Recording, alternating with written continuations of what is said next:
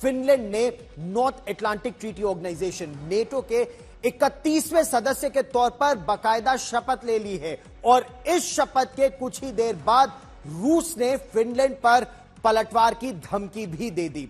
Finland का NATO का से जुड़ना रूस के राष्ट्रपति व्लादिमीर पुतिन के लिए एक बहुत बड़ा झटका है। आप याद करिए, यूक्रेन को नेटो में शामिल होने से रोकने के लिए ही रूस ने यूक्रेन पर हमला कर दिया था 24 फरवरी 2022 को। लेकिन अब वो नेटो के नए सदस्य देशों से लगातार घिरते जा रहे हैं और ये रूस के लिए अब सबसे बड़ी सामरिक चुनौती बनकर उभर रही है। ये बात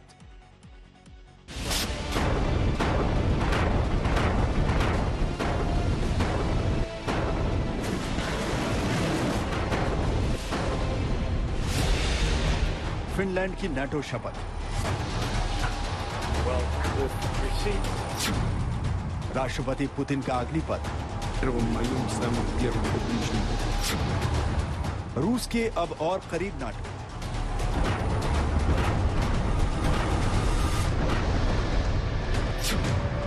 बौखलाए पुतिन परमाणु बम चलाएंगे।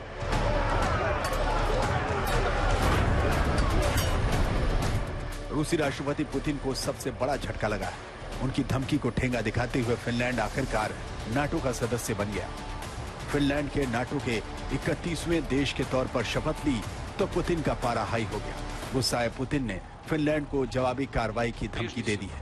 रूस ने चेतावनी दी है कि फिनलैंड की नाटो सदस्यता से पैदा हुए खतरे से निपटने के लिए उसे घातक तैयारी करनी पड़ेगी। रूस ने फिनलैंड को पहले ही धमकी देते हुए कहा था कि अगर उसके जरिए नाटो का विस्तार हुआ तो उसे अपनी सीमा पर परमाणु हथियारों और हाइपरसोनिक मिसाइलों के साथ रहना होगा।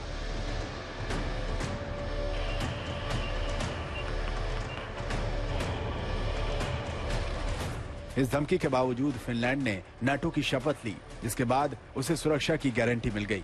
वहीं पुतिन नाटो के विस्तार को रोकने में नाकाम साबित हुए, जिसकी संख्या अब 31 हो चुकी है। अब रूस ने अगर फिनलैंड पर हमला किया तो उसे नाटो के नियमों के मुताबिक नाटो देशों पर हमला माना जाएगा और सारे नाटो देश फिनलैंड की रक्षा में रूस पर हमला बोल देंगे।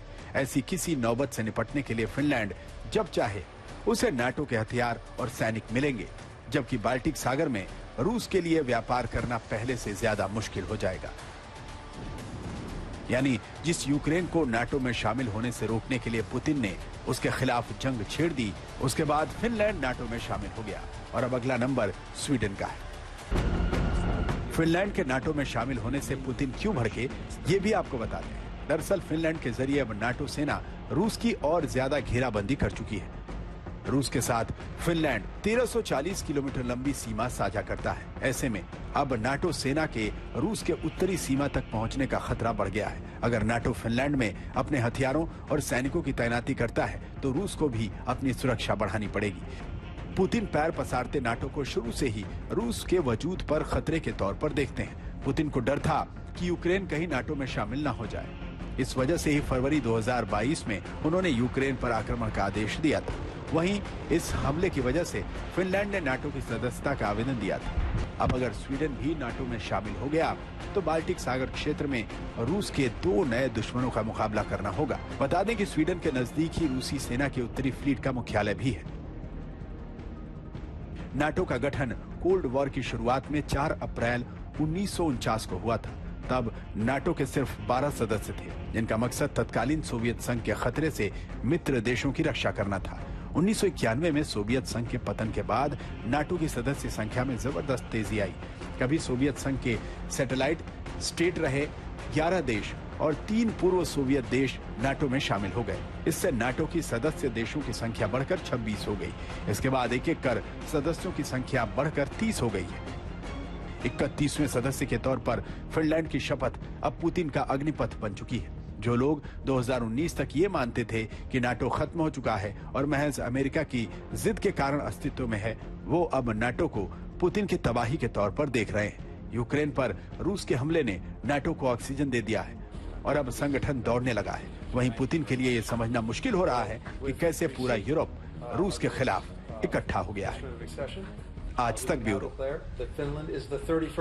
प्रश्न यहां यह भी उठता है कि क्या दुनिया अब थर्ड वर्ल्ड वॉर तृतीय विश्व युद्ध की ओर बहुत तेजी से बढ़ रही है। जमीनी स्थिति देखिए, क्योंकि अब परमाणु हथियार यहां पर डिप्लॉय हो जाएंगे और यह बात रूस पहले ही साफ कर चुका है कि अगर फिनलैंड बनता है नेटो का सदस्य तो उसके पास कोई विकल्प नहीं रहेगा, अपने परमाणु हथियारों को डिप्लॉय कर देगा रूस। क्या अब ऐसा होगा?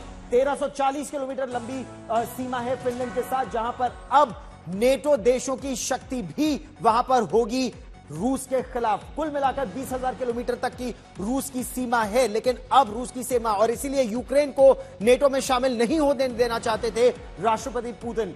अब रूस के जो 14 पड़ोसी देश हैं, उन 14 पड़ोसी देशों में फिनलैंड उन देशों की सूची में आ गया है जो अब नेटो का सदस्य है। बहुत बड़ी चिंता की बात रूस के राष्ट्रपति व्लादिमीर पुतिन के लिए।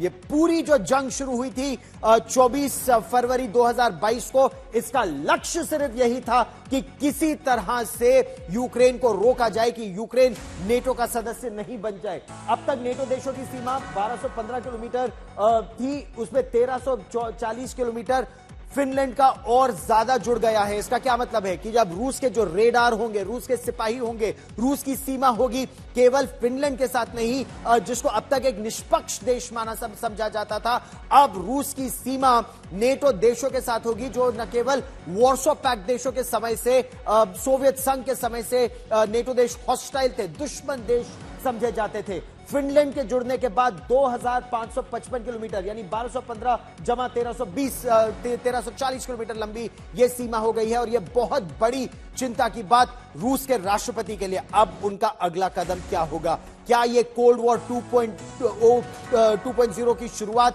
एक बहुत बड़े तरीके से शुरू हो गई है? परमाणु हथियार अब इस सागर में भी क्या दिखने लगेंगे?